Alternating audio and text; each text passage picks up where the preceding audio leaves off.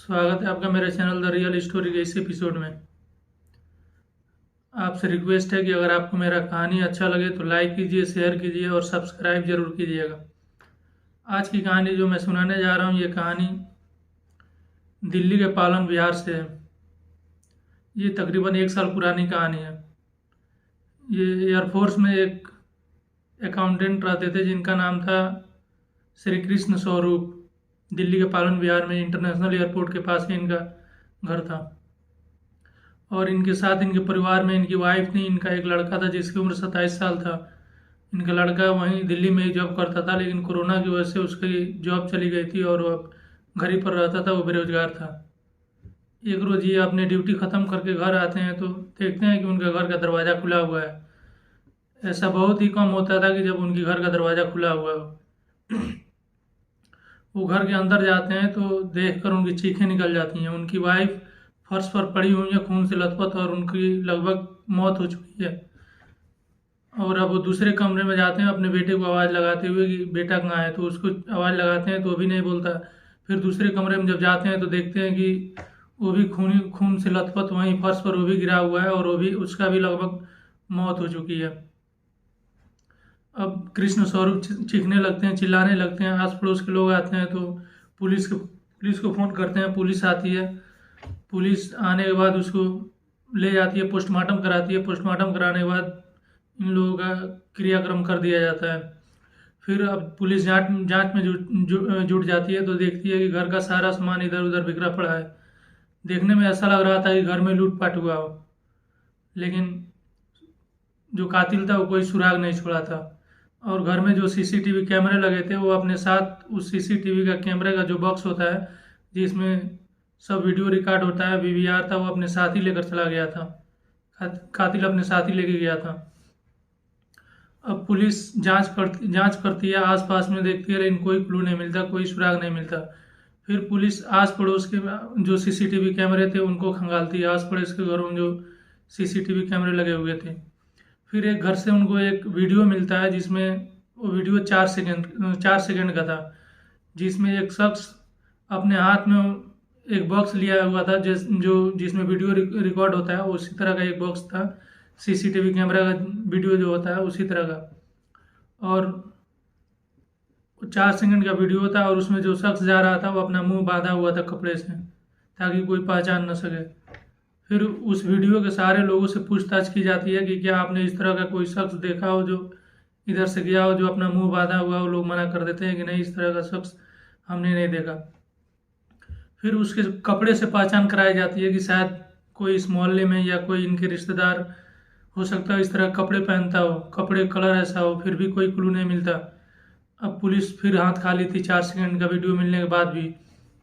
लेकिन पुलिस एक चीज़ देखकर सोचती है कि ये जो कातिल है ये अपने सवारी से नहीं आया है, ये ऑटो या रिक्शा से आया है, क्योंकि ये जो वीडियो इसका 4 सेकंड का मिला है वो पैदल है और पैदल लिए जा रहा है।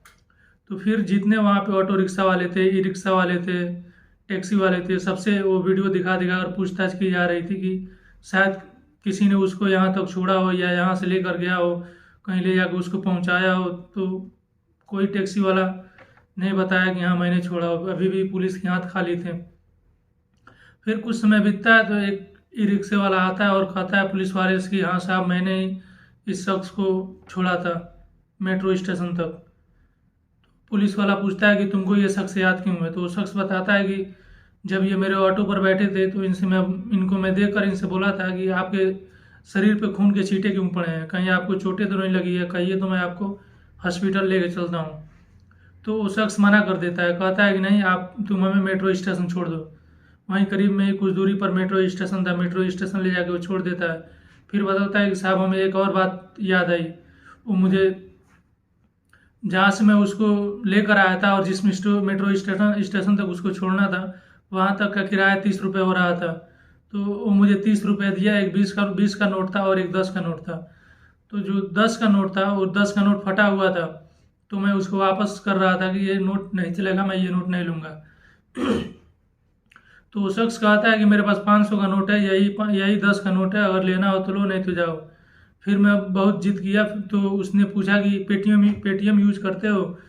तो मैंने कहा कि हाँ यूज करता हूँ पेटीएम।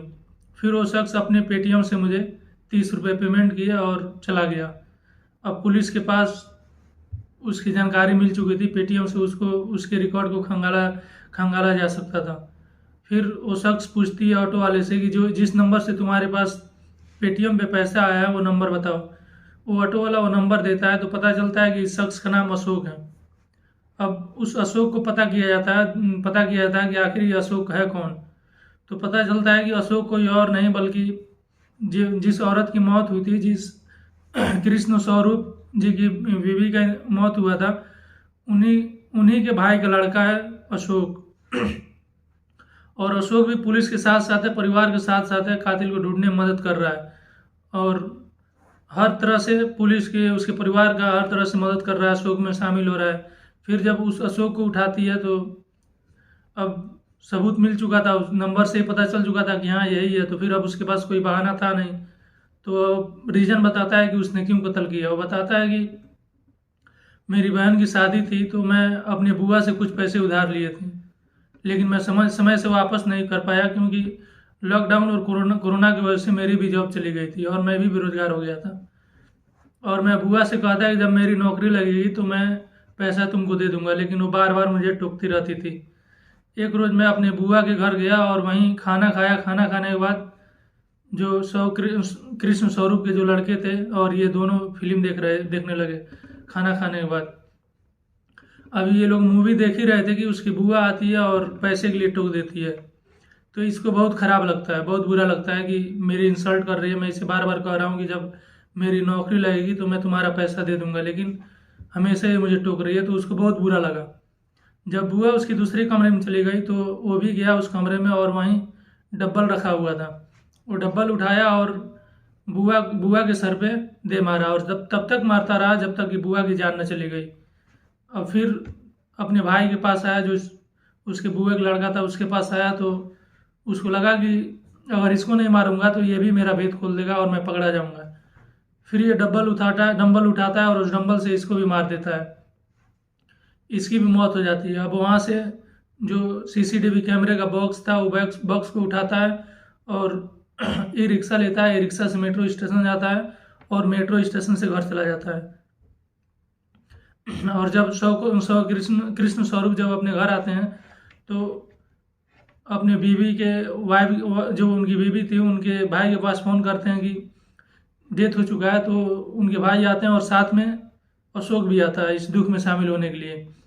और वो भी साथ साथ में ढूंढवा रहा है, जिधर जिधर लोग जा रहे हैं उधर जा रहा है और वो भी कातिल को पकड़ने में मदद कर रहा है, लेकिन कातिल खुद था। तो ये थी एक कातिल की कहानी जो एक 10 रुपये के नोट की वजह से पकड़ा गया। अगर शायद वो 10 के नोट की जगह अगर 500 का भी नोट दे दिया होता तो शायद पकड़ा जाता, लेकिन थोड़ा वक्त लगता और इतनी जल्दी नहीं पकड़ा जाता जितनी जल्दी कि वो पकड़ा गया। तो ये थी आज की कहानी। आपको कैसी लगी ज़रूर बताइएगा। अगर अच्छी लगी हो तो आपसे रिक्वेस्ट है कि हमारे वीडियो को लाइक कीजिए, शेयर कीजिए और सब्सक्राइब जरूर कीजिएगा।